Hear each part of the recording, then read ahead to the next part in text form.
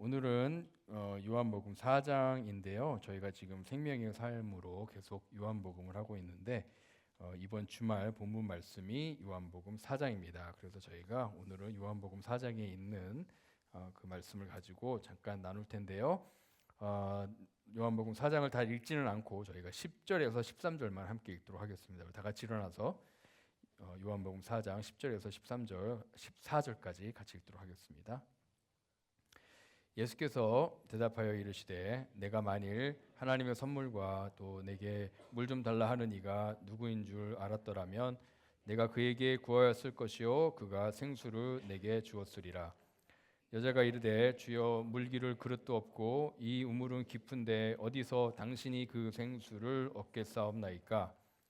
우리 조상 야곱이 이 우물을 우리에게 주셨고 또 여기서 자기와 자기 아들들과 짐승이 다 마셨는데 당신이 야곱보다 더 크니이까.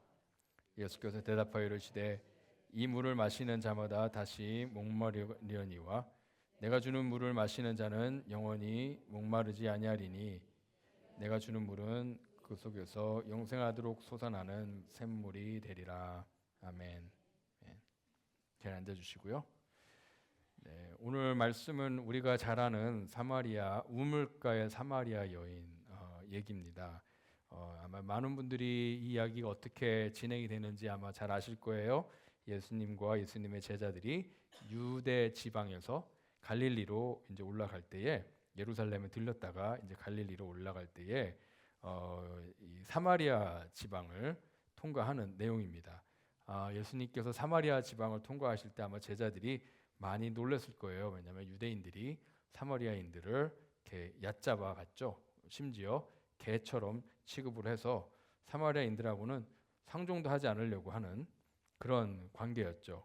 왜 그런지는 저희가 나중에 얘기하겠지만 이 사마리아는 위에는 갈릴리, 밑에는 유대 지방이 있어서 유대에서 갈릴리로 가거나 갈릴리에서 유대로 내려갈 때에는 사실 사마리아를 지나가야 됩니다. 근데 유대인들은 그 사마리아 지방을 통과하지 않기 위해서 돌아서 가죠. 요단강을 건너서 오른쪽으로 돌아서 갑니다. 예수님께서는 근데 이 사마리아 지방을 지나면서 조그만 마을에서 우물가에서 쉬고 계셨습니다. 그때 한 여인이 그 물을 기르러 찾아왔고 예수님께서 나에게 물을 줄 수 있느냐라고 이렇게 요구를 하니까 그 뒤에 이제 이 예수님과 여인 사이에 이제 대화가 진행이 되는데 4장은 바로 예수님과 이 사마리아 우물가의 사마리아 여인과의 대화의 내용이 주를 이루고 있습니다. 이 대화는요 엄청 중요한 대화인데 이 사마리아 여인이 이 예수님과의 대화를 하고 나서 인생이 확 바뀝니다. 인생이 완전히 바뀌게 됩니다. 자, 이 사마리아 여인에 대한 이 예수님과 사마리아 여인 사이에 있었던 이 대화에 대해서 우리가 좀 더 나누기 전에 제가 이 본문 말씀을 읽으면서 제가 약간 조금 이렇게 스트럭을 했던 게 있는데 그게 뭐냐면 이 요한복음 자체에 대한 그런 어떠한 그런 고민이 있었습니다. 여러분 혹시 그거 아십니까? 이 우물가의 사마리아 여인 얘기가 요한복음에만 있다는 거 아십니까? 마태복음, 마가, 누가복음에 없어요. 예. 근데 이 사마리아 여인의 이야기가 왜 중요하냐면 이 예수님과 사마리아 여인과의 대화에 있어서 예수님께서 마지막에 이 여인이 메시아에 대해서 물었을 때, 그리스도에 대해서 물었을 때 내가 그다라고 딱 분명하게 얘기하는 그 대화 내용이 있습니다. 굉장히 중요한 대화 내용인데 왜 마태, 마가, 누가는 이 내용이 없을까? 좀 의아심이 있죠. 그 다음에 니고데모 3장에서 우리 읽었죠. 지난주에 3장에 나오는 니고데모와 예수님과의 이 대화의 내용 있죠. 거듭나야 된다. 그 다음에 그런 내용. 그 내용도 사실은 요한복음에만 있는 내용이에요. 근데 이 니고데모와 예수님과의 대화도 굉장히 중요해요. 왜냐하면 그 예수님과 니고데모와의 대화에서 우리가 너무나도 잘 알고 제일 잘하고 제일 많이 외우는 성경 구절이 그 안에 있어요. 뭐죠? 바로 요한복음 3장 16절이 니고데모와 예수님과의 대화에 있는 거예요. 그리고 또 그거 아십니까? 예수님의 사역에 있어서 굉장히 중요한 터닝 포인트가 뭐냐면 죽은 나사로를 살리는 내용이에요. 그죠? 이 죽은 나사로를 살리는 기적도 요한복음에만 있어요. 마태, 마가, 누가복음에는 없습니다. 근데 이 나사로를 살리는 이 얘기에도 사실 굉장히 중요한 구절이 하나 나와요. 예수님의 I am, 나는 누구다라는 그런 구 중에 중요한 게 나오는데 요한복음 11장 25절에 보면 뭐라고 나오면 나는 부활이요 생명이니 라는 이 정말 중요한 구절이 여기 있습니다. 사람들이 이렇게 얘기해요. 아니 왜 이렇게 요한복음하고 마태, 마가, 누가 이 마태, 마가, 누가는요 뭐라고 부르냐면 공관복음이라 불러요. 뭐라고요? 공관복음. 그렇죠? 이 마태, 마가, 누가 이 공관복음과 요한복음은 왜 이렇게 다를까? 그렇죠? 가나의 혼인잔치 물을 포도주로 만드는 것도 요한복음에만 있어요. 그리고 요한복음에 이 다른 복음서에는요 예수님께서 예루살렘을 거의 예수님 십자가에 돌아가기 전에 한 번 예루살렘에 갔지만 요한복음을 보면은요 예수님께서 여러 번 가셨어요. 그렇죠? 그 다음에 이 요한복음에는요 예수님의 이 가르침 그렇죠? 긴 예수님의 가르침이 요한복음에는 많이 있어요. 다른 공관복음서 보면은 예수님의 가르침들이 짧아요. 짧게 거의 요약돼서 있지만 이 요한복음은요 길게 예수님의 가르침이 기록되어 있습니다. 그리고 사실 이 요한복음 1장은요 굉장히 뭐라고 하냐면 정말 이 예수님을 믿는 사람들에게 이렇게 꽝 한번 도장을 찍어주는 엄청난 장이에요. 이 요한복음 1장에 보면 1장 1절에 보면 뭐라고 나와 있냐면 태초에 말씀이 계시니라 이 말씀이 하나님과 함께 계셨으니 이 말씀은 곧 하나님이라. 그 다음에 14절에 보면 말씀이 육신이 되어 우리 가운데 거하시며 라고 나와 있어요. 이게 요한복음 1장입니다. 이 내용은 요한복음밖에 없어요. 여기서 말하는 이 말씀은 누구를 가르치죠? 바로 예수님을 가리킵니다. 그래서 태초에 예수님이 계셨고 예수님이 하나님과 함께 계셨고 예수님이 곧 하나님이고 예수님이 육신이 되어 우리 가운데 거하심에라는 내용이에요. 이렇게 정말 우리의 신학적으로 굉장히 중요한 내용을 담고 있습니다. 바로 예수님의 하나님 되심. 어떻게 보면 기독교의 진리에 있어서 가장 중요하다고 할 수 있는 예수님의 하나님 되심이 바로 요한복음에 나와 있고 요한복음의 주를 이루는 것이 바로 예수님의 신성이에요. 예수님의 하나님 되심. 그래서 요한복음은요 다른 공관복음서에 비해서 신학적으로 굉장히 발달되어 있는 어떻게 보면 신학적으로 이 신학적인 내용들이 많이 들어가 있는 그런 복음서입니다.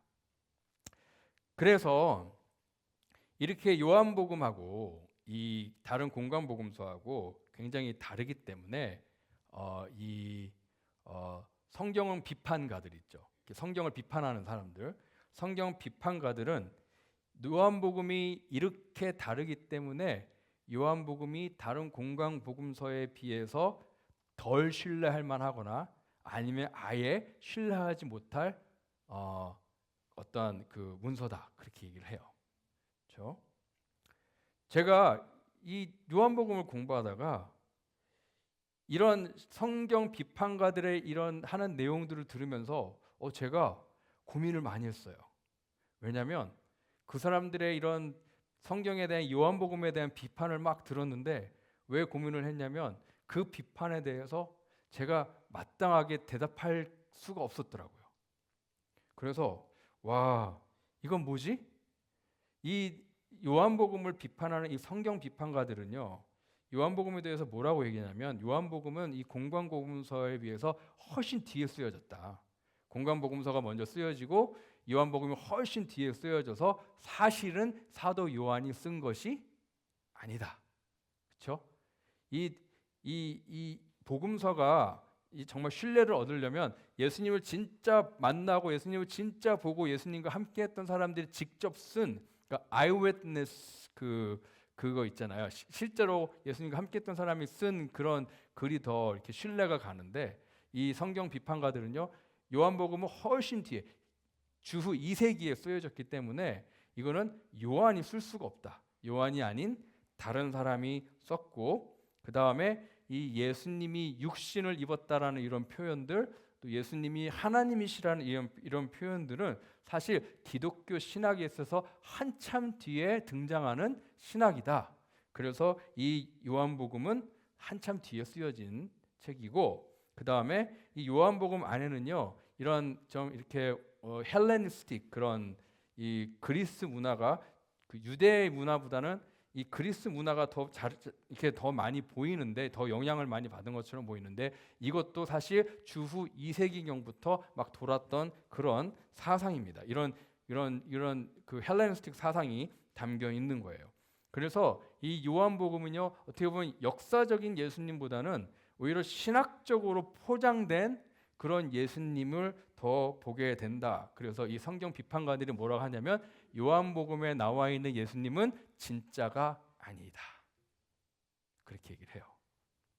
요한복음에 나와 있는 예수님은 요한이 말하고 싶은, 요한이 어떻게 보면 포장하고 요한이 어떻게 보면 만들어낸 그런 예수님이다. 그래서 요한복음은 신뢰할 수 없다라고 그렇게 얘기를 해요. 이런 성경 비판가들의 얘기를 제가 딱 접하면서, 와, 이걸 어떻게 대답하지? 근데 이게 이 기독교의 핵심이 뭐라 그랬죠? 예수님이 누구인가가 기독교의 핵심이에요. 오늘은 조금 신학적인 얘기를 할게요. 왜냐하면 이 요한복음을 조금 우리 짚고 넘어가야 돼요.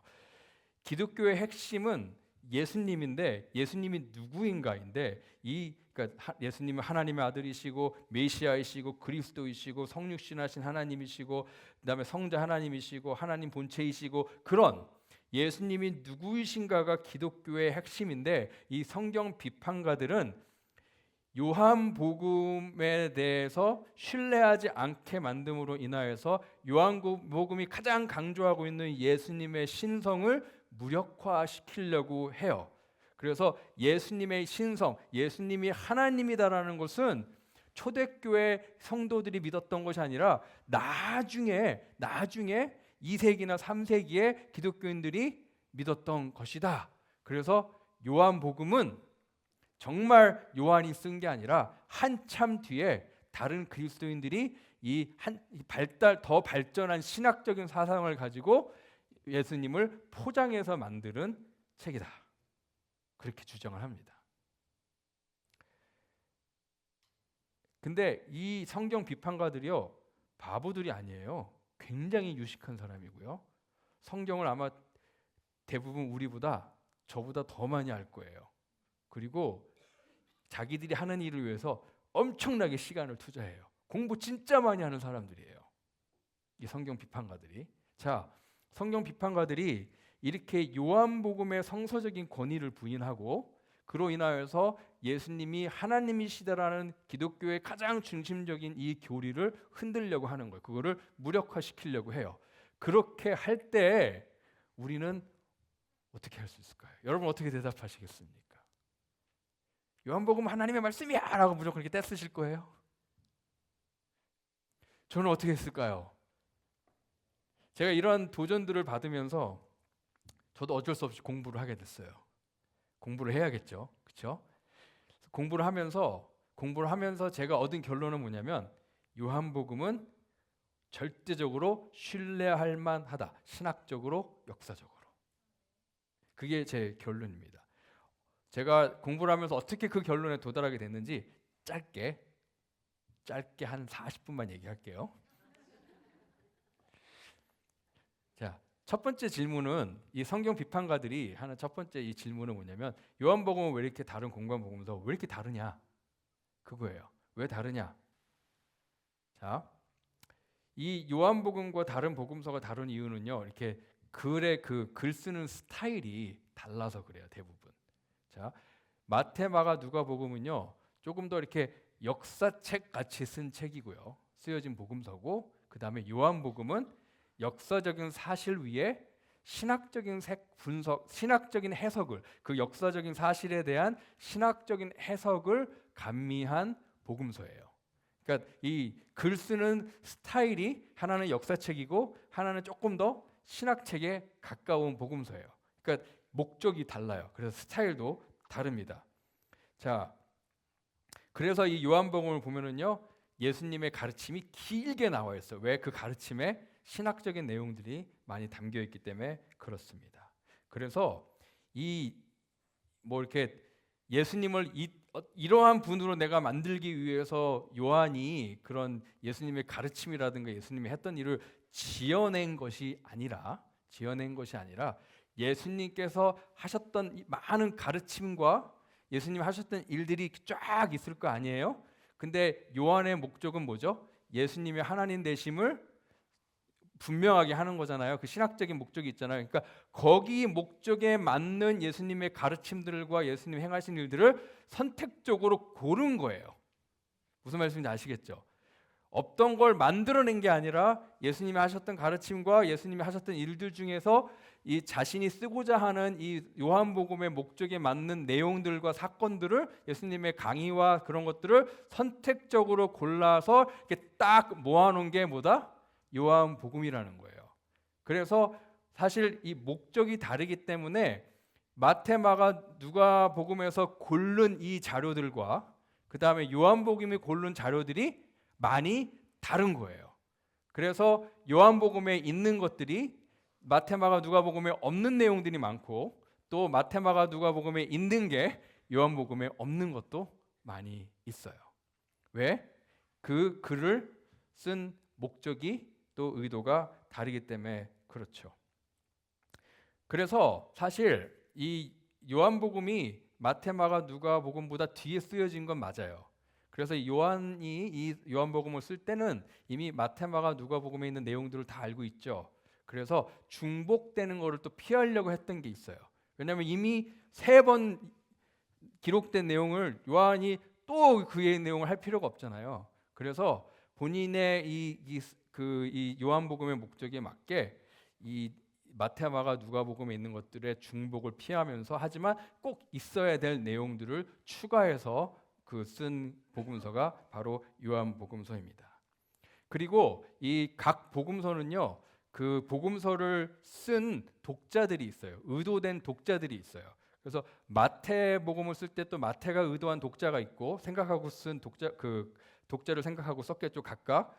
그래서 이 복음서를 내가 누구를 생각하고 쓰냐에 따라서 또 복음서의 내용이 선택이 달라질 수 있어요. 내가 이 복음서를 유대인들을 대상으로 썼냐, 내가 이 복음서를 헬라인들을 생각하면서 썼냐, 그거에 따라서 이 복음서에 들어가고 빠지는 내용들이 달라지겠죠. 이 요한복음은 대상이 누구였냐면 에베소에 있는 그리스도인들이에요.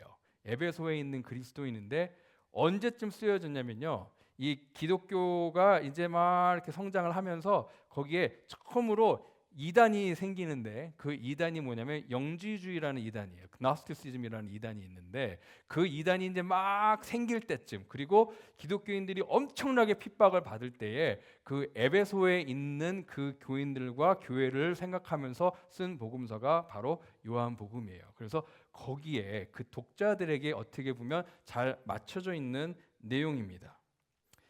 자, 그래서 근데 이제 이렇게 요한복음과 다른 공관복음서가 다른 거에만 너무 집중을 이제 그 성경 비판가들이 했는데 사실은 다른 것보다 같은 게 더 많아요. 같은 내용들이 훨씬 더 많고 또 이 마태, 마가, 누가, 요한복음 다 보면 예수님을 하나님으로 다 묘사하고 있어요. 요한복음만 그런 게 아니라 마태복음에도 예수님을 하나님으로 묘사하고 있고 마가복음, 누가복음도 다 읽어보면 거기에 내용들을 보면 예수님이 하나님 되심을 나타냅니다. 가장 대표적인 얘기가 뭐냐면 이 네 개의 복음서에 다 들어가 있는 내용 중에 하나가 뭐냐면 변화산 사건이에요. 그렇죠? 변화산 사건에서 뭐가 드러나죠? 예수님의 진짜 정체성이 드러나죠. 그렇죠? 하나님의 아들이심을, 하나님 되심이 드러나잖아요. 이런 것들은 이 사복음서에 다 들어가 있어요. 그래서 보면 이 사복음서의 전반적으로 흐르는 내용을 보면 예수님께서 하나님이 되신다라는 내용은, 예수님의 신성은 거기에 다 들어가 있습니다. 단지 요한복음에만 더 많이 들어가 있는 거예요. 왜냐하면 그게 뭐였죠? 그게 포커스였으니까. 요한복음에 그런 내용이 더 많이 들어가 있는 겁니다. 그래서 사실 우리가 요한복음이 성경책에 없다 하더라도 우리가 지금 예수님에 대해서 믿는 것은요, 하나도 바뀔 게 없어요. 마태, 마가, 누가복음만 가지고도 우리 예수님이 어떤 분이신지를 확실하게 알 수 있고 우리가 예수님 어떤 분을 믿어야 되는지를 확실하게 알고 있는데 이 요한복음은 거기에 더 추가로 예수님의 뭘 강조하는 거다? 예수님의 신성을 강조하는 그런 복음서입니다. 근데 사실은 이 마가복음이 이 사복음서 중에서 가장 먼저 쓰여졌다고 하는데 사실은 이 기독교 문서, 기독교 책 문서 중에서 가장 먼저 쓰여진 것이 복음서가 아니에요. 사실은 복음서 전에 뭐가 먼저 쓰여졌냐면 바울 서신이 먼저 다 쓰여졌어요. 그러니까 바울 서신이 먼저 쓰여지고 그 다음에 사실은 복음서가 쓰여진 거예요. 그리고 복음서의 제일 마지막이 요한복음이 쓰여진 거죠. 근데 이 바울 서신을 보면은 바울이 강조하는 게 뭐죠? 예수님의 하나님 아들 되심과 예수님의 십자가의 죽음과 부활과 예수 그리스도 안에 있는 구원, 이거를 강조하고 있잖아요. 근데 이게 지금 보면 바울 서신은요 주후 뭐 한 45년, 50년 정말 그 사이에 쓰여진 거예요. 그러니까 예수님이 승천하시고 몇 년 뒤? 불과 뭐 한 15년, 20년도 안 된 그 뒤에 사도 바울이 서신이 쓰여졌는데 이 사도 바울에는 이미 예수님이 하나님 되신다라는 신학이 있어요, 없어요? 있어요. 그러니까 성경 비판가들이 얘기하는 예수님이 하나님이시다라는 이 신학은 한참 뒤에 뭐 한 2세기, 3세기에 그리스도인들이 세운 신학이다라는 게 안 맞는 거예요. 왜?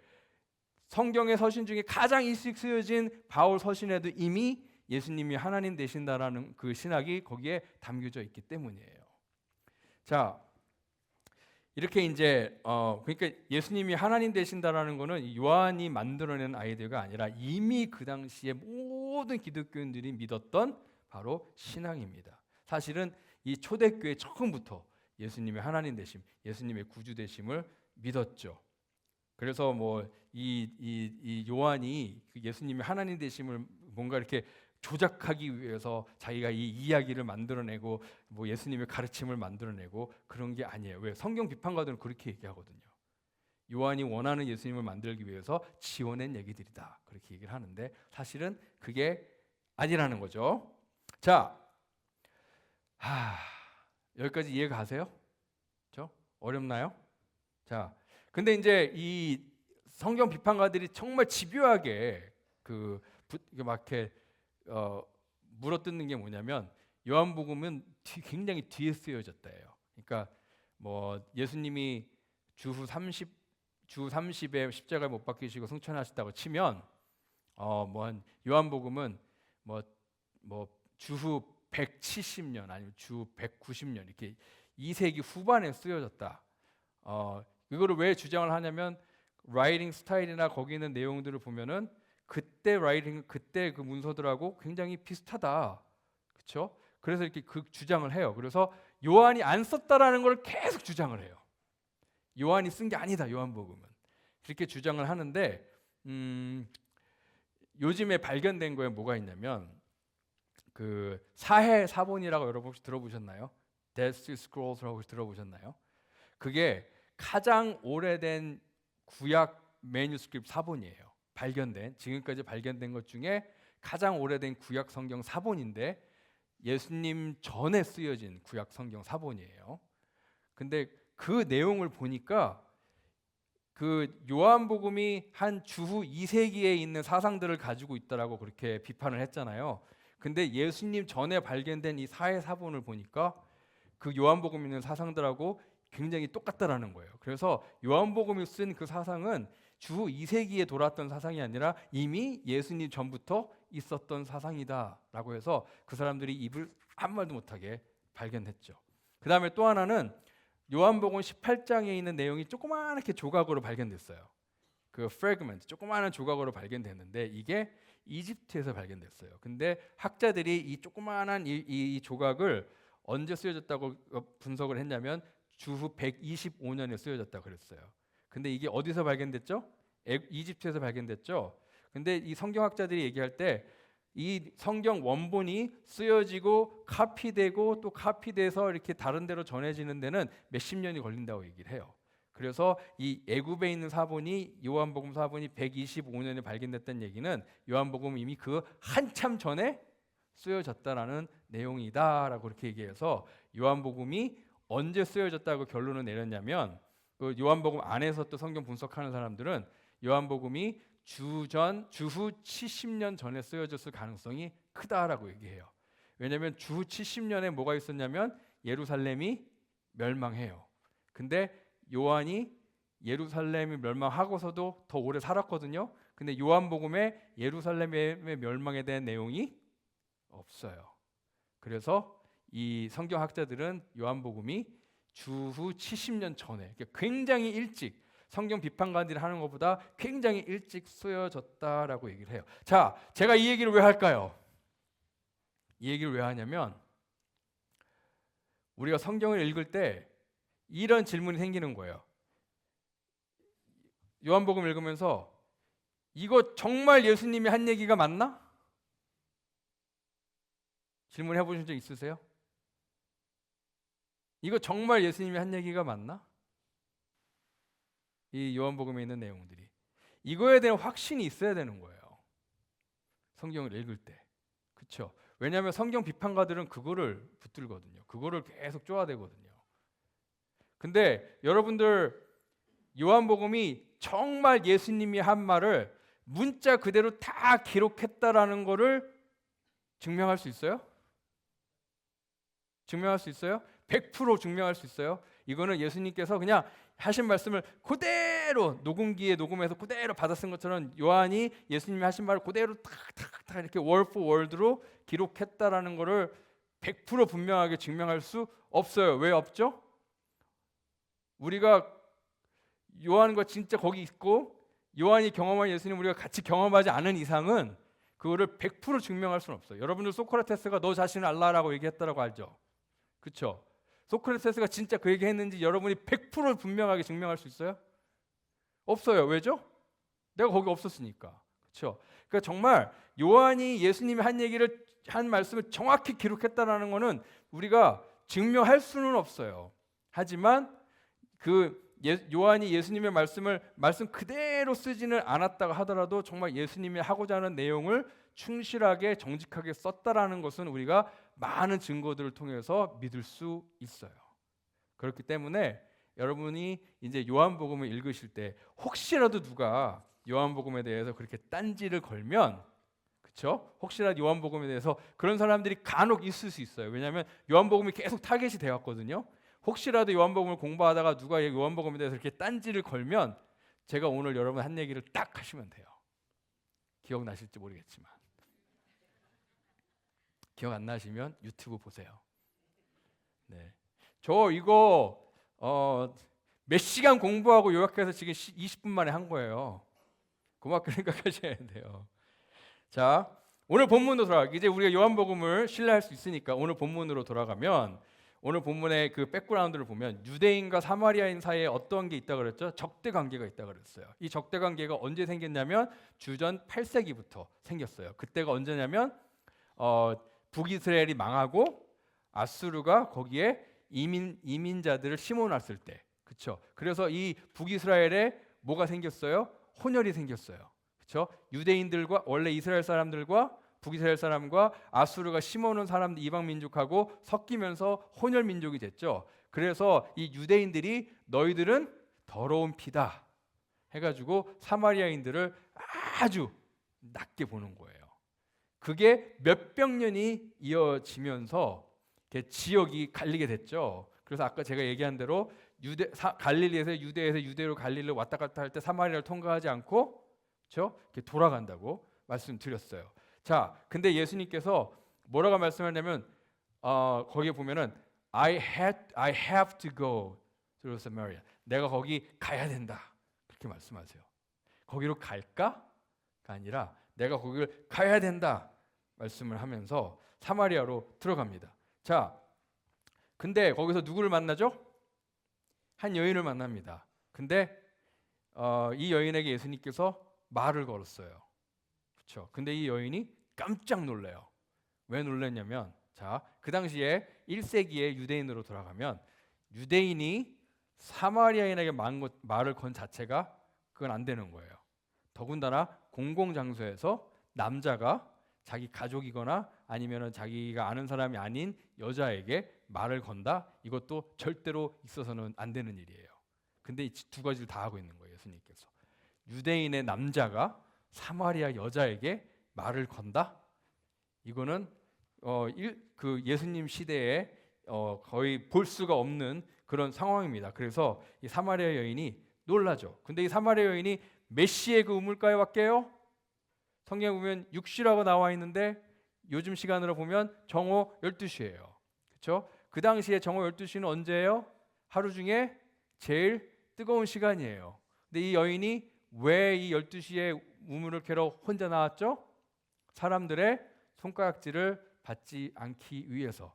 이 여인에게 뭔가 사람들이 손가락질만 하는 만한 일이 있었던 거예요. 그렇죠? 그 얘기가 뭔지는 우리가 나중에 말씀드리겠습니다. 자, 근데 예수님께서 이 여인에게 말을 걸 때 뭘 사용했죠? 물을 달라. 왜 물을 사용했을까요? 이 여인이 물을 길러 왔으니까. 그렇죠? 물을 달라고 얘기를 합니다. 근데 이 여인이 이 남자가 뭔데 나한테 물을 달라 그러지라고 이렇게 깜짝 놀라고 있을 때에 예수님께서 대화의 주제, 대화의 화제를 바꾸는데 뭘로 바꾸냐면 실제 물에서 뭘로 바꿔요? 생수, 생명의 물로 이렇게 주제를 바꾸십니다. 그래서 예수님께서 10절에 보면은 뭐라고 나와 있냐면 내가 하나님의 선물을 알고 지금 말하는 내가 누군지를 네가 알면 네가 나한테 구하면 내가 너에게 뭘 준다고요? 생수, 생수. 이 생수는 우리가 어디 약수터 가서 먹는 생수가 아니에요. 저 여기서 말하는 생수는 영어로 living water, 생명의 물. 그거예요. 예수님께서 갑자기 우물가에 이 우물 안에 있는 물에서 갑자기 이 생수, 생명의 물로 대화의 주제를 바꿉니다. 그렇죠? 근데 지금 예수님 여기서 지금 뭘 시도하시는 걸까요? 이 사마리아 여인, 생전 처음 보는, 그렇죠? 이 사마리아 여인에게 지금 뭘 하고 있냐면 이 여인이 내가 누구인지를 알기를 원하는 거예요. 예수님이 누구이신지를 알기 원하는 거고, 예수님께서 하나님의 선물 되심을 알기 원하시는 거고, 예수님께서 바로 이 생수의 근원이 되시는 것을 이 여인이 알기를 원하시는 거예요. 그래서 갑자기 물어보지도 않았는데 이 물이 아닌 생명의 물에 대해서 갑자기 얘기를 합니다. 그랬더니 이 여인이 알아들어요? 못 알아들어요? 못 알아듣죠. 뭐 여러분이라면 알아듣겠습니까? 갑자기 뭐 하나님의 선물 얘기하고 갑자기 무슨 생수 얘기하고 리빙 워터 얘기하면 여러분 알아들으시겠습니까? 여인이 못 알아들어요. 그래서 여인이 못 알아들어서 뭐라고 얘기하죠? 그 물을 어디서 얻을 수 있습니까? 그렇죠? 이 물을 어디서 찾으셨길래? 여긴 아니고 지금 온 데는 아니고, 그렇죠? 그 이 생명의 물을 어디서 찾으셨습니까? 라고 물어보는 거예요. 왜? 나도 거기 가게. 그렇죠? 그럼 내가 여기 안 와도 되니까 그렇게 물어봅니다. 그러면서 만약에 그 생명의 물이 나오는 우물을 찾았다면 당신은 이 물에 지금 이 여인이 있는 물은 야곱의 우물이에요. 그래서 누가 판 우물이에요? 야곱이 판 우물이죠. 그러면서 이 여인이 그러면 당신은 만약에 그 물이 어디 있는지를 안다면 당신은 야곱보다 더 큰 사람입니까? 그 우물은 어디 있습니까? 그 물은 어디 있습니까? 라고 물어보는 거예요. 근데 예수님께서 정말 지금 못 알아듣고 있는 이 여인에게 인내심을 가지고 아주 차분하게 설명을 해주십니다. 뭐라고 하셨냐면, 자, 이 우물에서 나오는 물을 마시면 너는 다시 목마를 거야. 근데 그래서 너는 다시 여기 와야 돼. 그렇죠? 다시 와야 돼. 근데 내가 주는 생명의 물을 마시면 너는 영원히 목마르지 아니할 거야. 너의 갈증이 영원히 해결될 거야. 그리고 이 생명의 물은 내 안에 있단다. 내가 주는 거란다. 이 생명의 물이 이렇게 샘물이 솟아나듯이 너의 안에서 솟아날 것이다. 라는 이렇게 알 듯 모를 듯한 내용을 말씀을 하세요. 자, 여러분이 이 얘기를 들었으면 나는 다 알아들었다. 예수님이 뭐라고 하는지 하실 분. 나는 예수님이 뭐라고 하는지 잘 모르겠다. 만약에 내가 이 얘기를 들었으면. 자, 네, 한 분 정직하셨네요. 네. 자, 아직도 못 알아들었어요. 그래서 예수님께서 갑자기 또 확 대화를 바꿔요. 지금 계속 무슨 얘기하고 있었죠? 물 얘기했다가 생명의 물 얘기했다가 못 알아들으니까 예수님이 또 화제를 딱 바꿔서 뭐로 얘기하냐면 너의 남편을 데려와라. 그런 거예요. 갑자기 생뚱맞게? 왜? 왜 생명의 물 얘기하다가 웬 남편? 그렇죠? 그러니까 이 여인이 사실 이런 거는 개인사잖아요. 그러니까 지금 처음 보는 사람이 네 남편 데려와라 그러면 여러분 뭐라 그럴 하실 거예요? 네가 뭔데? 네가 뭔데 내 남편을 데려오라 말아야. 그럴 거 아니에요. 그죠? 그러니까 사실은 이 얘기는 사실 살짝 기분 나쁜 내용일 수 있어요. 그렇죠? 갑자기 내 남편을 데려와라. 왜 개인사를? 그것도 이 여인에게는 가장 뭐라 그러죠? 가장 수치스러운 부분이죠. 그렇죠? 그러니까 이 여인이 그래서 뭐라고 얘기하냐면 나는 남편이 없습니다라고 얘기해요.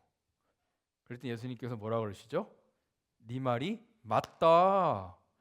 네 남편 없다. 그러면서 뭐라고 말씀하시냐면 지금 네가 살고 있는 너랑 살고 있는 남자가 네 남편이 아니다. 오케이, 거기까지 좋아. 그렇죠? 그리고 예수님께서 뭐라 하냐면 네가 그 전에 몇 명의 남편이 있었다? 5명의 남편이 있었다. 라고 이 여인이 정말 꼭꼭 감추고 싶은, 사실 이 여인이 손가락질 당하는 이유, 12시 뜨거울 때 이 우물가에 오는 이유도 사람들이 자꾸 이것 때문에 멸시하니까 그거 피하려고 사람 피하려고 온 거예요. 근데 사람 피하려고 왔더니 이상한 남자가 갑자기 다 알고 있네? 내가 남편이 5이었고 지금 사는 남자도 남편이 아니라는 거 알고 있네? 그러니까 이 사마리아 여인이 깜짝 놀라면서 뭐라고 얘기하죠? 여러분은 뭐라고 하겠어요? 어떻게 하셨어요? 어떻게 하셨어요? 물어봅니다. 자, 근데 저는 예수님이 어떻게 하신 거는 궁금하지 않아요. 예수님이니까 아시겠지. 그렇죠? 예수님이니까 아시겠죠? 예수님이 어떻게 하셨는지 궁금하진 않은데 저는 뭐가 궁금하냐면 왜 예수님이 갑자기 남편 얘기를 꺼냈을까가 궁금해요. 그렇죠? 생명의 물하고 남편하고 도대체 무슨 관계가 있길래 왜 갑자기 생명의 물 하다가 느닷없이 왜 남편 얘기를 꺼내셨을까? 예수님의 목적이 뭘까? 예수님이 남편 얘기를 꺼낸 의도가 뭘까? 저는 그게 너무 궁금했어요. 아는 거는 뭐 예수님 당연히 아시겠죠. 곰곰이 생각을 하다가 예수님께서 지금 생명의 물을 못 알아듣잖아요. 그렇죠? 생명의 물을 계속 못 알아듣는 이 생명의 물은 뭐예요? 육신의 갈증을 해결하는 게 아니라 나의 마음에 마음 깊은 곳에 있는 갈증을 해결하는, 그렇죠? 그 목마름을 해결하는 진짜 나에게 참된 만족을 주는 그 생명의 물이잖아요. 그거에 대해서 얘기를 하다가 왜 갑자기 남편 얘기를 꺼냈냐? 사실 이 여자는 자신의 이 영혼의 갈증을 뭘로 해결하려고 그랬냐면 남자와의 관계를 해결하려고 했던 거예요. 무슨 말씀인지 아시겠죠? 자신의 이 마음속에 있는 이 공허함, 그 다음에 이 마음속에 있는 이 영혼의 이 갈증, 내가 갖고 있는 이 지금 해결되지 않는 이 갈증을 뭘로 해결하려고 했냐면 남자 잘 만나면 되겠지 였어요. 그래서 뭘 해요? 계속 이 남자랑 살아봤어요. 근데 아니야. 그쵸? 오래 안 가. 처음에는 뿅 해가지고, 그쵸? 드디어 나의 이 영혼의 만족을 주는, 이 내 삶의 참된 만족을 주는 나의 이 영혼을 해결하는 드디어 남자를 만났구나. 그거를 했는데 살다 보니까 다시 목말라지는 거예요. 해결이 안 되는 거예요. 그래서 아닌가벼 하고 뭐예요? 다른 남자. 근데 이분도 오래 못 가요. 그렇죠? 그러다가 어떡하지? 이것도 아닌가 봐. 그래, 한 명만 더. 그래서 또 다른 남자랑 만나서 결혼했어요. 이것도 아니네? 오래 못 가. 그러다가 어떡하지? 왜 이게 해결이 안 되지? 그러다가 왜 나에게 이런 참된 만족이 없지? 하다가 그래, 진짜 마지막 정말 한 명만 더 했는데 또 안 돼. 이게 진짜 마지막이야. 한 명만 더 하다가 몇 명까지 간 거예요? 5명까지 갔어요. 그래도 해결이 돼야 안 돼요? 안 돼요. 영혼의 갈증이 해결이 돼야 안 돼요? 남자로 해결이 안 돼요. 이 여인은 남자로 해결될 줄 알았던 거예요. 그러다가 지금은 남자를 쫓아가긴 하는데 또 한 번 쫓아가긴 했는데 결혼은 또 실패할까 봐 안 하고 사는 거예요. 실패에 대한 두려움이 있는 거죠. 지금 예수님은 이 여인이 정말 이 해결되지 않는 영혼의 갈증을 뭐를 통해서 해결하려고 했는지를 아시는 거예요. 그래서 남편 얘기 꺼내는 거예요. 그러면서 뭐라고 말씀하시냐면 남편이 해결해 주는 게 아니야. 남자가 해결해 주는 게 아니야. 참된 만족은 거기서 오는 게 아니야. 그래서 예수님 말씀하시는 게 뭐예요? 그런 만족은 오래 못 가기 때문에 뭘 해요? 계속 반복하게 돼 있어요. 우물가에 목마르면 계속 와야 되잖아요. 그러니까 예수님께서 뭐라 그래요? 이 물은 마시면 그때는 괜찮아. 근데 뭐라 그래요? 다시 목마르리라. 그러면 다시 어디로 와야 돼요? 다시 우물가로 와야 돼요. 이게 계속 반복되는 거예요. 왜? 이걸로 해결이 안 되니까. 근데 그거 아세요? 내가 처음에는 요만큼 마시고 좀 해결이 됐어. 근데 다시 목말라. 근데 다음에는요, 똑같은 만족을 누리기 위해서 더 많이 마셔야 되는 거예요. 똑같은 정도의 만족을 누리기 위해서 옛날에는 이 정도면 만족했는데 이제는 더 해야 되는 거예요. 그러니까 내 마음속에 불만족이 계속 자라는 거죠. 해결이 안 돼요. 내 영혼의 참된 만족이 해결이 안 돼요. 그래서 예수님께서 남편이 아니야, 남자가 아니야, 나에게 와라. 생명의 샘물을 너에게 주겠다. 영원히 목마르지 않아, 다시 찾아가지 않아도 되는, 다시 쫓아가지 않아도 되는 영원한 생명의 물을 내가 너에게 줄 거야. 그게 나한테 있어. 그게 하나님의 선물이야. 이게 예수님께서 남편 얘기 꺼낸 이유예요. 자, 여러분은 여러분의 인생의 참된 만족을 위해서 지금까지 뭘 쫓아가셨습니까? 여러분의 마음속에 있는 해결되지 않는 이 목마름, 내 마음속에 있는 이 공허함, 아니면 이런 것들을 정말 하나님, 뭔가 내 마음속에 없는 이 참된 기쁨, 참된 만족을 얻기 위해 뭘 계속 쫓아가시고 뭘 계속 따라가셨습니까? 지금까지. 남자는 아닐 것 같아요. 그렇죠? 하지만 뭐예요? 혹시 돈이었습니까? 내가 돈이 조금만 더 있으면 만족할 것 같아. 아니, 자녀들의 성공입니까? 아니면 뭘까요? 직장, 사업, 건강, 아니면 취미, 골프, 아니면 드라마, 아니면 담배, 술, 도박, 마약. 이 사람들이 왜 그걸 쫓아가요? 잠시 잠깐 만족을 주기 때문에 쫓아가는 거예요. 근데 그게 오래가지 않는다는 걸 알아요. 근데 어디서 진짜 만족을 찾을지 모르니까 계속 글로 가는 거예요.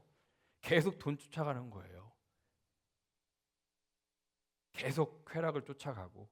왜? 잠깐은 좋으니까. 잠깐은 해결되니까. 근데 다시 목마르거든요. 여러분의 진짜 만족은 어디서 찾으십니까? 오늘 예수님은 분명하게 말씀하십니다. 우리의 진짜 만족은 누구한테 있다? 예수님에게 있다. 우리의 생명의 샘물을 주신, 우리의 생명의 샘물이 되시는, 우리에게 생명의 물을 주시는 예수님, 우리를 영원히 목마르지 않게 하는 예수님, 바로 우리에게 영원한 생명을 주시는 예수님에게 있다 해요. 자, 이 만족은요. 자, 여러분 최악의 상황을 한번 생각해 볼게요. 당장 내일 여러분이 있던 돈이 다 없어졌어. 하루아침에. 끔찍하죠. 영어권에서 그 얘기했더니 저는 별로 안 잃어요. 그러더라고요. 좋겠다. 여러분이 가지고 있던 돈이 하루아침에 다 없어졌어. 갑자기 집, 차 뭐 다 없어졌어. 여러분 어떠시겠습니까? 화가 나기도 하고 참담하기도 하고 슬프기도 하겠지만, 그렇죠? 이 예수님의 만족이 있는 사람은요, 그런 상황임에도 불구하고 뭔가 내 안에 희한한 이 만족이 있는 거예요. 돈이 다 없어져도. 그러니까 뭐냐면요, 인생의 그래프를 그리는 거예요. 자, 이게 좋을 때 있고 나쁠 때 있고 좋을 때 있고 나쁠 때 있고 뭐 하잖아요. 근데 이 참된 만족이 뭐냐면요, 딱 밑에서 뭔가 받쳐주는 만족이 있는 거예요. 내가 잘 될 때 막 좋을 때도 있지만 내가 안 될 때도 딱 바닥을 쳤는데 거기에 뭔가 나를 받쳐주는 이 참된 만족이 있는 거예요. 이게 바로 예수님이 우리에게 주시는 우리의 인생의 마음속에 밑바닥에 딱 깔려 있는 만족. 막 우리를 막 흥분시키고 막 기분 좋게 하는 만족은 아니라 할지라도 정말 우리 마음속 밑바닥에 쫙 깔려 있는 뭔가 설명할 수 없는 이 하나님이 예수님이 주시는 만족, 진짜 만족, 변하지 않는 만족, 꾸준하게 있는 만족. 이게 예수님이 말씀하시는 바로 생명의 샘물인 만족입니다. 진짜 만족이에요. 이게 없으면은요, 이때 만족하고 이때는 만족 안 하고 이때는 만족하고 이때는 만족 안 하고 그렇게 바뀌어요. 그렇죠? 하지만 우리의 만족은 딱 예수님 우리 안에 밑에 깔려 있는 진짜 만족인 거예요. 우리의 기초가 되는, 우리를 받쳐주는 이 참된 만족, 정말 예수님이 주시는 이 만족이 우리 모두에게 있기를 바라고 소원합니다. 그래서 혹시 지금 나의 뭔가를 해결하기 위해서 다른 것을 쫓아 살았다면 그 발걸음을 오늘 멈추십시오. 왠지 아십니까? 끝이 없어요. 계속 반복돼요. 왜? 그 만족은 오래가지 않으니까. 그걸 쫓아가지 말고 누굴 쫓아가요? 예수님을 쫓아가십시오. 그 예수님은 우리가 사실 말로 표현할 수 없는 희한한 만족을 주시는 분입니다. 영원한 생명에서부터 오는 만족, 하나님의 임재로부터 오는 만족, 하나님의 약속으로부터 오는 만족, 바로 그 만족. 그 만족이 여러분의 삶을, 여러분 마음속에서 깊은 곳에서부터 여러분의 삶을 붙드시기를 간절히 바라고 소원합니다. 기도하겠습니다. 하나님, 우리가 혹시 예수님 아닌 것에, 하나님 아닌 것에 만족을 얻기 위해서 혹시 부지런히 쫓아서 살았다면 하나님, 그 만족이, 그 해갈이 오래 가지 않음을 고백하며 정말 그리스도 안에서 누리는 참된 만족을 우리가 얻을 수 있도록, 정말 예수님이 주시는 생명의 샘물을 얻을 수 있도록 하나님 우리를 붙들어 주시옵소서. 감사하며 예수 그리스도 이름으로 기도하였습니다. 아멘.